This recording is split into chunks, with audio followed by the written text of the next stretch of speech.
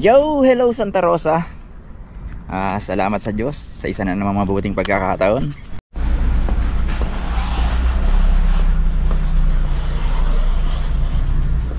Good morning mga idol.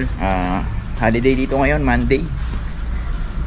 Naisipang bumili ng Milo ko. At pinapagalitan ako ng aking asawa at sa kakakape ko. Baka raw ako'y ma-acid na naman.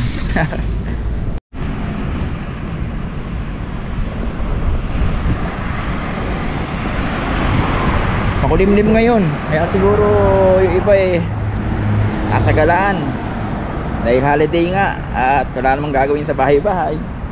Kaya ayan, pasyal-pasyal. Ako, wala naman akong hilig sa mga gala-gala na yan Mas bet kong tumambay na lang ng bahay.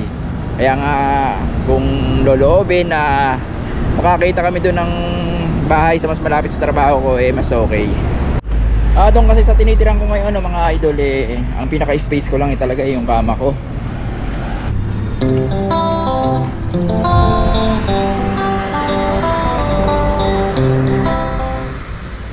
Kaya mga idol, mas maganda sana kung meron tayong space na mag-relax-relax pag nasa bahay. At para magawa ko yung dati kong style pagbablog, nasa isang kwarto lang, nasa isang sulok lang, tapos nagdadaldal na. Walang ganong space dun sa tinitiran ko ngayon bed space lang kami sa isang room. Bali 6 kaming Pinoy, kaya masikip. At dun nga pala sa mga subscriber ko na nagtatanong at nagpapatulong tungkol sa bahay na mauupahan, paalam ko lang sa inyo mga idol, dito pag nakakita ka ng ganong bakante, ginagrab mo na agad yon. At ang hinihingi ng landlord down payment agad. Kaya sayang lang kung may makikita man tayo, wala naman tayong pang down payment, sigurado mga ilang araw pa lang makukuha na ng ibang kabayan yon or ng ibang lahi. Gaya kahapon, nabakante yung isang kama doon sa isa kong kaibigan. Kaso yung araw din na yun, may kumuha na rin. Talagang ubusan ng mga kwarto rito mga idol. Kaya maganda rito mga idol, maghahanap ka, nandito ka na at may hawak ka ng pan down payment. Para kung may makita ka, usap agad kayo ng landlord at kaliwaan agad para makuha mo agad yung space.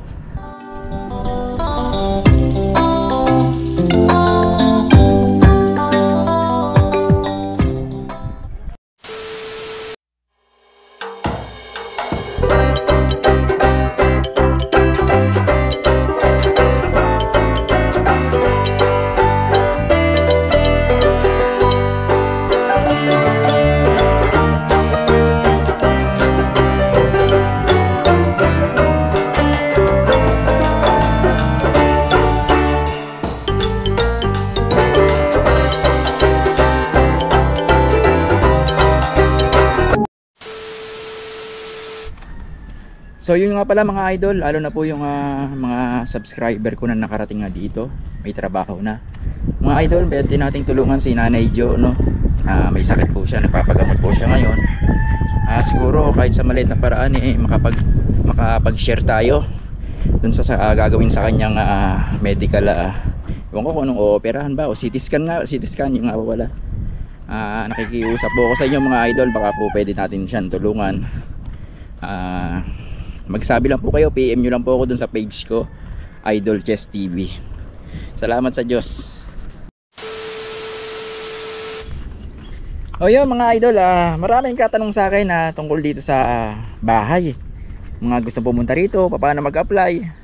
Pero siguro dapat siguraduhin muna natin sa ating sarili kung talaga ba dito natin gusto pumunta sa Cayman Islands.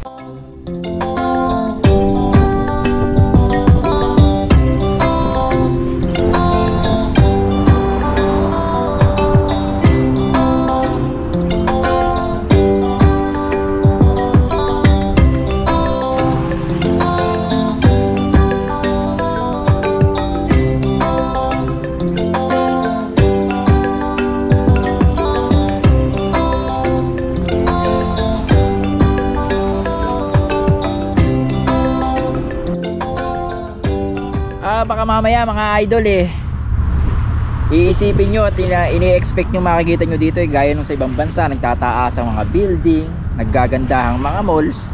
Anditong ganon, walang ganon, Mars. Baka ini-expect mo Cayman Island, wow, North America. Pag ang inaasahan mo para kang pupunta ron sa isang lugar na puro na snow, maglalaro ka sa snow, malamig, masarap ang panahon. Pag ganun ang inaasahan mo, huwag ka na pumunta dito sa Cayman Islands. Wala ditong ganon, walang ganon, Mars.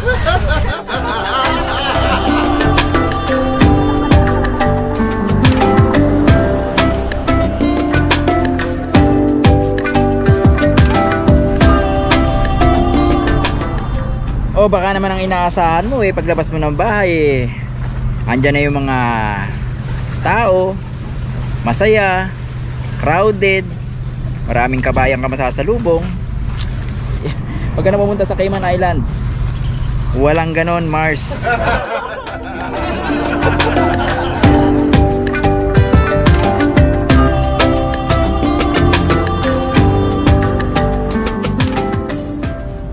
Gaya na lang ngayon, National Heroes Day dito, kaya nga wala kaming pasok. Ngayon ay Monday. Pero tingnan mo,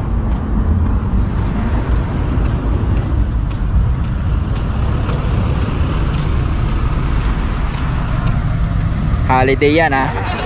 Huwag ka na pupunta rito sa Cayman Island, walang ganon, Mars.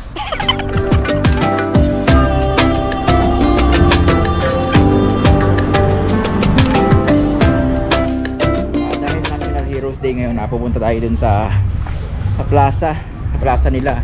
Ewan ko kung tawag doon kasi nandun yung mga pangalan ng mga heroes nila dito Titignan natin kung anong ganap doon.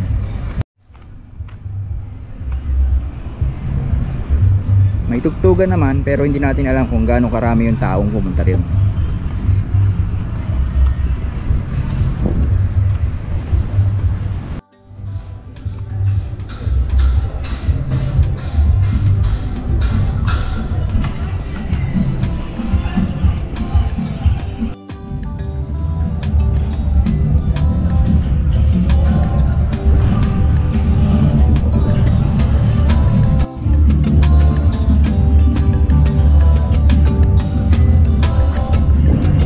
So yan mga idol, wrong timing. Mukhang mayroon namang ginanap na activity rito pero tapos na. Kasi anong oras na rin alas 2 na ng hapon. At kung kailan sila may holiday, sarado rin yung mga establishment. Kaya kung pupunta ka ng Cayman at inaasahan mo yung masiglat, masayang kapaligiran, huwag kang pupunta ng Cayman. Walang ganon, Mars. In fairness, mayroon naman silang ginanap na activity doon at nagpiesta rin sila, sinara nila ibang kalsada, pero ito yung kalsadang sinara nila. Yan, sinara nila para wag mag-traffic. Wala naman talagang traffic.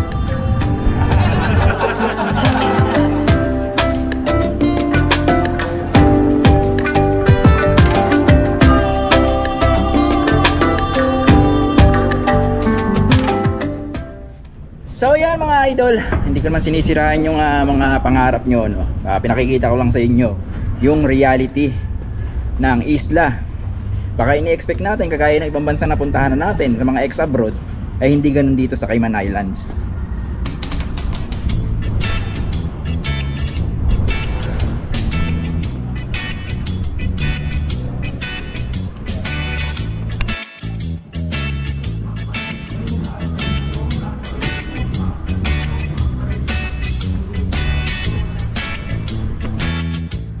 Ayan mga idol, bibili lang tayo maiinom tapos hanap tayo ng pwesto, kwentuhan tayo.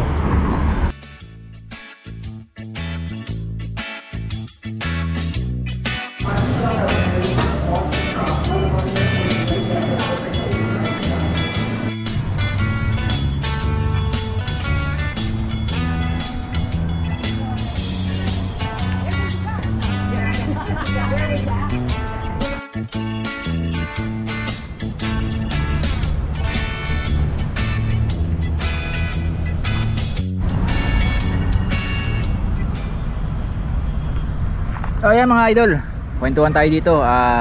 Marami nagtatanong sa akin sa page, sa comment section ng aking channel ay tungkol dun sa bahay.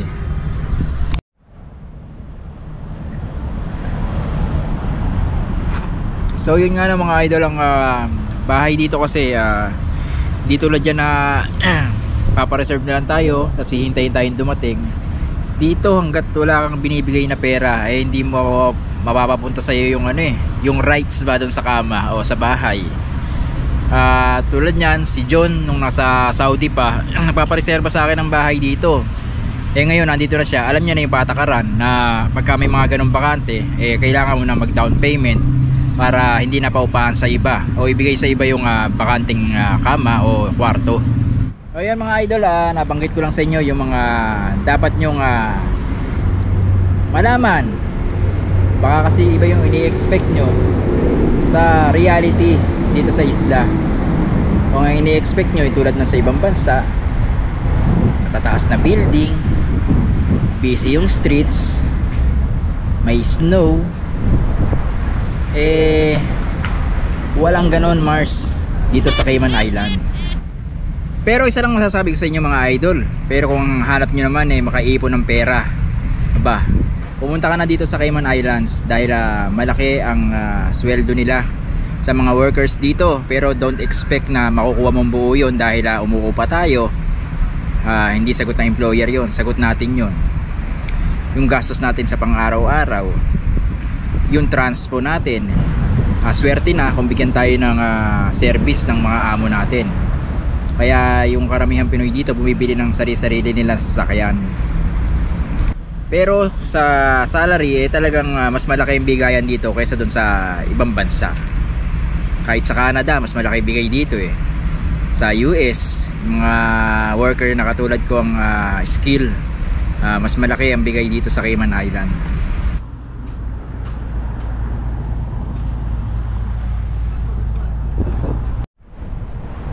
Dahil kung ang hanap mo ay yaman, tara na sa Cayman.